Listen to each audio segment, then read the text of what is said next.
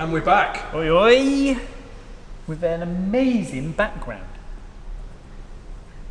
Yes, it's the beast. Yeah. Mothballed or coming back out? It should come back out. Yeah. Bearings are off being painted at the minute. But yeah, it should come back out next month. Cool. Just got to apply for the appropriate permission slip. Yeah, good luck with that. I'll be alright. So yeah, this is Strip Corner. So we've got a pole going in. Yes. To neon signs. Yeah. No, we got so much big stuff on the go at the minute that I actually haven't got. We've kind of had a jig around, so we can strip down a couple of motors at once. So at least we can start prepping and ordering what we need for damage or wear, that sort of thing. So as you can see, I've got an L156 gearbox kind of just pushed out the way for a minute because I've got that stripped and that's going through the sonic cleaner and all sorts to get the shafts up together. But that's going back together. And then we've pulled apart this GT3 race engine. So this belongs to a client running the race team. They've just acquired the car. They know the overall mileage of the car, or how many Ks the car's done, just out of a Huracan, but they don't know the insides. So GT3, LMS, GT4, they have a service regime on the engine, and at certain intervals you strip it down, change certain things. So because we don't have that history, then we're stripping it down and we'll just come up with our own sort of line in the sand. So this is a full GT3 Huracan V10 5.2, same as in the road car or in the R8. It's come to us complete unit, so rocker covers to oil pump, which is why there's oil everywhere, because normally we'd pull the oil pump off the engine on the car. So then everything obviously then runs down out of the engine, out of the scavengers in the bottom, which are these. Runs out the bottom of the engine before we pull it apart. Because between the bottom of the pan and the oil pump, you can get a couple of litres in there, which is what's happened. We've started to strip it and we've ended up with it all over the floor. We're sliding around in it. Slippy slidey. So if one of us disappears at any moment. Yeah, it's because Davey fell over. So our factory spill kit. Right, hang on. Which is anti-clumping cat litter. Is the best stuff to mop up oil. The cheaper it is, the better. So the more like dust it is, the better. Yeah. The problem with doing it with sand is it's crap. It doesn't absorb anything really. Whereas this stuff absorbs the oil up, and then you scoop it up, and then can quite get literally in the kitty litter. Pretty much. Yeah. So, what have we done here then? This is full stripped down. We've just got 5 rods left to pull, but we thought it's enough to show you how they look on a common journal, and what you can see from the underside. Then we've got trolleys and trolleys and trolleys and trolleys of bits. So, from the bottom, this is the bottom sump. So this is what you see when you are under a 5.2. That's your water hose, that's your water pump feed, that's your oil feed, so that feeds oil pressure into the engine, and then these are your 8 scavenge ports. So oil falls into all these, and then it is scavenged by the pump via these 8 ports, through the pump, back up to the oil tank. So that's how that bottom plate works. It is sealed to the bottom crankcase. So that's the that's the upper crankcase, that's the lower crankcase. So this carries the bearings. The trick with these is the bolts that hold all 3 pieces together go through here. So as you're putting it together, you're juggling this, because obviously this is glued. So what you would normally do is you assemble this, glue it, bolt this down snug, tight, and then when you want to put this on, you've got to take the main cap bolts out. So there's a little bit of jiggery pokery to do it, because of course we want to put the rods in when this is on and bolted to the motor, because we stretch the bolts. So we're always juggling that around. Yeah, that's the middle crankcase. So again, you've got water and oil galleries running through it. It carries the thrust bearings, so they sit on number 5 journal. Like a so, one side on one side. So we don't have like a Babbitt bearing, we have it separate. So we've got upper and lower thrusts. So what you're looking for. There's not a lot on it, to be fair. You don't really find a lot on DCTs, and I'll tell you for why. You don't really find a lot on Artronics either, and I'll tell you for why. You haven't got to dip the clutch, or the clutch isn't put in. So we start again. On a DCT, you don't have the clutch pushing on the flywheel. So think of it, you've obviously got front pulley, crank, flywheel, clutch. When you push your foot on the clutch, you push the crank against the thrust bearings before you start moving the clutch. That makes sense? So Golf R Mark 7 engines, Mark 7, Mark 6 engines, they knock out thrust bearings for fun because they've only got half. So only the upper's got thrust bearings. And then because you need to clutch to start, which is why it's rubbish, loads and loads of remappers or aftermarket maps delete that functionality. It's because you're cranking your engine with no oil pressure with the crank pushed against the thrust bearings. So you knock the thrust bearings out and then you've got problems. Right, on a DCT, don't have that problem. The clutch is inboard of the transmission, so you don't really have that load of the crank going back and forth. On an Artronic, you don't have the same problem because the car doesn't touch the clutch while you're cranking. In a manual, you have that problem because you have to push the clutch to start. So we can see where manuals to Artronics and manuals to DCTs, we'll see different wear and thrust bearings. So, but as you can see on here, a couple of little marks, but you're always going to get that when a crank goes back and forth. So you can just start to see areas where it dulls out, but nothing major. They measure up within thickness. We'll change them anyway because it's part of the refresh, but there's nothing that gives me concern. And we'd also mirror the inspection on the crank itself as well. But we mark those. I know which one's left, which one's right, and we keep them as part of the strip down so we know where everything came from. What you can see though, and if I just grab Rob consumables from the race team, if we start looking at bearings,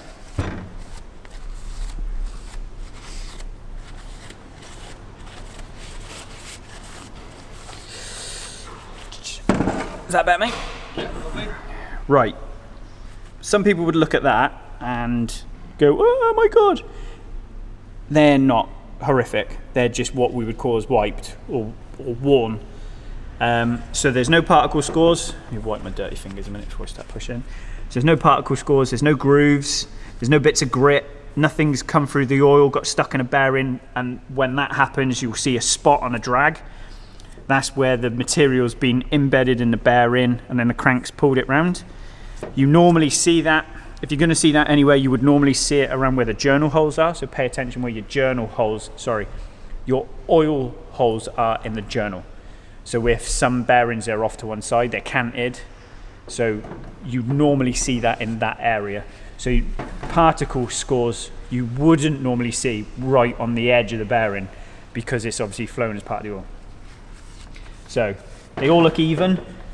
They are wiped. We are going to change them, but there's nothing there that would make me think, oh my God, that's terrible.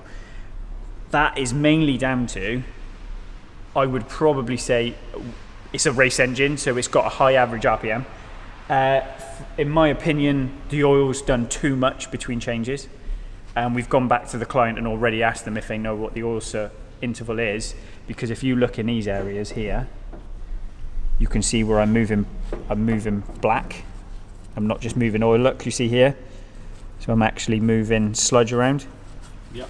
So that's just where there's heavy particulate in the oil, and ultimately it's blow by. So we've sort of already recommended to the customer that if they don't know what their service regime on this engine, we've already given a recommendation. So there's nothing there to freak me out. And again, looking at the crank tells me that there's no marks on the crank. Crank looks great, actually, to be fair. So, just pop one of these out. I don't know how close you can get in on that thing. That's perfectly smooth, and you can just see there, look, we've started to come through. Cardinal sin! It's not me today. There we go. So yeah, obviously we've got 6 lowers, and we've got 6 uppers. Now the uppers look different. The uppers have got cutouts in them. They've got a groove all the way down the centre of the bearing for the oil feed. So you can look at an upper and a lower bearing and straight away tell the difference. So that's the lower sump, that's the lower crankcase. This is the back timing cover. So this obviously goes across the back of the engine and covers the timing chains. This piece here is where people make the biggest mistake. Can you see there's a cutout in the sealant? Yep. People come straight down, and then they'll go, well, I've had my engine rebuilt by someone and it's got an oil leak. And it's because they've missed that area there. They've just followed the sealant line up with a crankcase, and you can't do that. So you've got to watch out on V10s. You can tell it's a rear-wheel drive car because it's got the four-wheel drive shaft blocked off. So that's this. So normally there's a bearing. So that's a press-in seal with a circlip behind it. And on a four-wheel drive car, that would be the transfer bearing through the bottom. It would come out here. So that's the front. So shaft comes through the middle, through the front, and then your prop connects here. So because it's a rear-wheel drive car, it's blocked off. So it's blocked there to stop contamination cross. There's no fluid in this area, so it's not a seal for fluids. It's a seal to stop contamination getting into bell housing. Yeah, so that is what it would look like. And again, you can tell it's either a Gen 2 or a Huracan engine, because on a Gen 1, that's a cutout, and that's where the power steering pump mounts. So we know straight, I can tell by looking at timing cover what engines that's off. You can see here the rear main starting to have a hard time. So we've already got, again, we'll replace it, but you can see this engine's had a bit of it's done some miles. Yep. Now what you would ultimately look for there is an excessive wear on 6, whether the crank's floating to knock the bearing out, knock the seal out, or trying to understand whether it's just a fact of life and it's just part of the wear, part of the age. The seal doesn't look damaged, it doesn't look deformed. You've got to remember on high average RPM engines, it's high crankcase pressure. Because your wide open throttle, you've got essentially low vacuum. You're satisfying the vacuum with the open throttles. So what that means is then you've got less vacuum in the lubrication system or the oil breather system, putting a vacuum into the crankcase. So if you log crankcase pressure, what you'll see is at idle you have high vacuum in a crankcase, and then as the RPMs go up, that falls away. Then mixed with a worn engine, and high average RPM for it being a race engine, you've got high crankcase pressure from blow-by. And then the blow-by is obviously this black crap carried in your oil. So that's combustion. All right. So, yeah. Then as we start to move over, we've obviously got timing chains, timing guides, we've got all the accessories, the accessory drive on the back, which is a timing drive, which all fits in. So these would drive things like aircon compressor, power steering, pump on whatever engine's got it fitted, and of course oil pump drive. So it does 3 functions. So there's a chain that comes in, bottom chain wraps around this. So that's oil pump drive, so that's direct drive. Then the next one up is your power steering drive. It's obviously deleted on ours, always got a cover over it. And then the next one up is aircon. Again, deleted on ours. But that's what you would see in a road engine. What else? We'll get head out in a minute. I'll show you head in a minute. Then we've left 6 to 10 in the motor, but we've got 1 to 5 out. So if I show you, we should make it up. We've got, these are OE rods, and they will be OE rods in the new engine. There'll be OE bolts and OE pistons. We'll change ring packs. But the thing to note on the rods is you've got a high thrust side. So look at the shape of it. And you've got a low thrust side, right? And the reason for that is, if you come around here, mate, how these sit is like this. So what you've got is you've got the rotational on one side of the rod on the crank, but you've also got twice then the speed or more force by these mating each other. So you've got to bear that in mind as well, because essentially they're moving in different directions as well. So you've just got to be careful how you put your rod in, because it is important. CP Carrillo have a really high loaded side for the rod and a lower loaded side, and then a radius for the crank. But if you look, you see that little notch here, and there's that one there. Yeah. So that's the assembly direction. You point them together. So that's how we know. And that's why. So you just have to be careful with that, really. So OE rod bolts, sorry, we haven't got to do anything.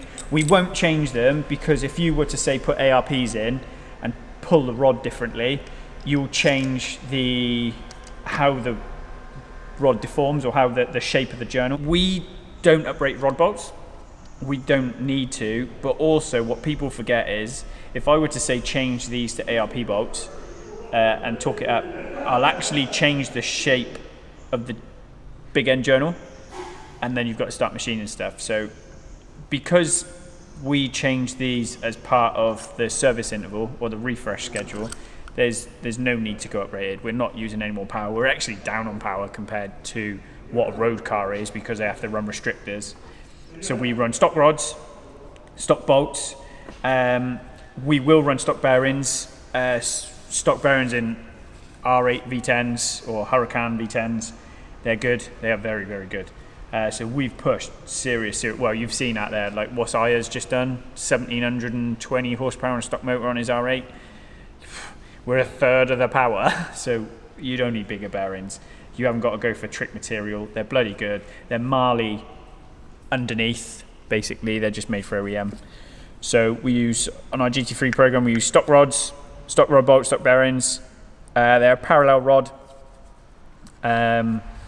with I'm sure they're 21mm pin, but I haven't got my calipers, but I can measure. They've got coated skirts. Because it's an aluminium piston and an aluminium bore, we've just got to put an anti-friction coating on there. And I mean, you can see that's supposedly done 30,000 kilometers, and there's not a mark on it. So when you start getting white on the skirts, all right, a tiny little bit of particulate mark on there. Nothing. Again, 1 or 2 little wipes on there. Nothing on that side. Which side am I? I'm on bank 1, inlet. So that's major thrust, and that's spotless. So nothing wrong with those. We'll clean them up. We'll put a new set of ring packs on them. You can tell by looking at the rings, you can tell where shiny meets dull in the ring. You can tell how worn it is. But there's no damage. Rings look good. They're not stuck. You know, it's not like they're bound up or anything. So it's just a race engine. It's got some miles on it. So rotating and reciprocating assemblies won't do anything. We'll put new circlips in, keep the pins, we'll keep pistons, we'll change the rings on this build. Customer wants to keep rods and pistons, we change bolts, bearings, rings, circlips, and we'll do that for all 10. The crank is in great condition. We'll measure it up on V blocks, but it looks really good. Again, when you look at it, there's not a mark on it, and that's always a good sign, and it's a good indication of the quality of the lubrication going through the engine. So although I think they should up their service interval, you can see, Davey, where the oil's pooled. You can see how it's carried as brown, and it's carried as dirty. Yep. It's not black, but it's probably a little bit more than what I'd like on a race engine. Here's a good up here, look.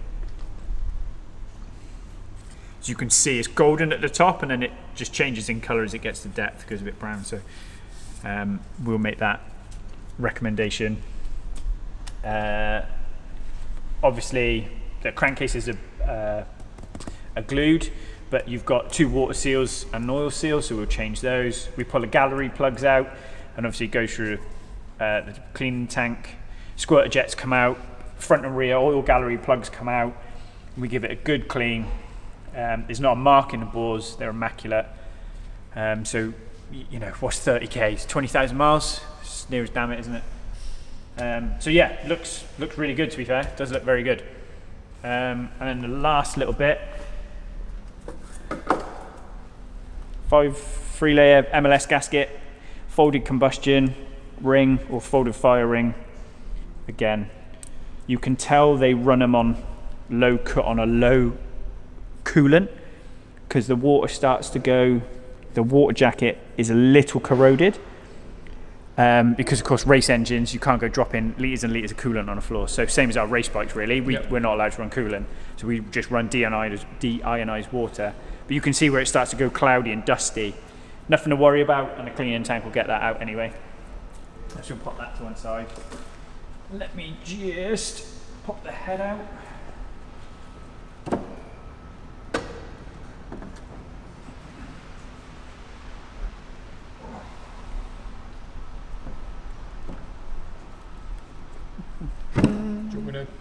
Yeah, it's alright if we go juggle it. So, which side are you going, mate? Yeah, there. Yeah. So again, same kind of thing. If you look where your head gasket sits, I mean, it's pretty oily there. If you come this end, it's a bit cleaner. So you've got nice, clear, defined fire ring all the way around. There's no crossovers or no blurs between the combustion chamber. You'll see it bleach over if you do. No excessive build up on the valves. They look really clean. It's obviously a race car, so they use good quality fuel. So we'll strip the heads, put the head through the wash tank again. This customer doesn't want to change the valves, but we will change springs. We know the springs are a bit of a pain in the ass anyway with these, so we'll change the springs. If we find any reason to change valves, we will, but I think this customer is quite happy on this refresh to just leave them as they are, and then we'll change them on the next one.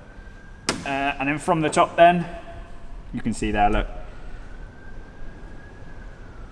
So looks pretty clean. We give everything strip it all down, reface the valves, recut the seats, give everything a bloody good clean. Cam bearings are immaculate, there's not a mark on them, same with the cams. So yeah, for rebuilding race engines is all about gaining the most power or retaining the most power for your competition, but also not running into problems. You know, you see R8 60,000 miles on them, or Huracans with high mileage, 50, and the engines will do that, but these have a high average RPM. They've got a gearbox that's fast downshifting, so the RPM rate of change is super high. So when you've got this level of engine, you just keep on top of it. And at the end of the day, what's the point now in spending your race entry, your tyres, your fuel, your driver, your car, your prep, you get in there and you have a problem. You know, so that's the level of motorsport you work in. And what we would do is, now we would serial number every part we put in or change. It goes into our logbook, and then we give a customer, right, we know this engine build on this serial number at this date had these parts and had unquestionable mileage on these parts. Then we can life the engine moving forwards. So you can life the block, you can life the crank, you can life the pistons and rods. That's what we do with the bikes. I can tell you how many miles that shock's done since rebuild, how many, you know, and then when you've got data supporting it as well, you can work everything out to the bloody everything. The MoTeC stuff, we can work out average time spent at each RPM increment. So on a race engine, you're going to be well up in 3/4 revs most of the time at peak power. So yeah, that's why you sort of stay on top of it. Oil helps. Oil is key. You know, like your body, good oil, regularly changed, is the key to it, really. So yeah, it'll be a good one. We'll get everything on order, get the parts in, get everything washed and cleaned. Now we've sort of done this, I can pull the crank out and measure the crank up. And yeah, it'll be a different beast and see it at a racetrack near you. So yeah, something, I don't think we've done the inside of a V10 engine yet, have we? I think we've done separate components here and there, but not all in one. Yeah, and certainly not with the race engine. No, I think we'll, where did he put them? It's some super trick. Where are they? Galito, where'd you put them? There they are.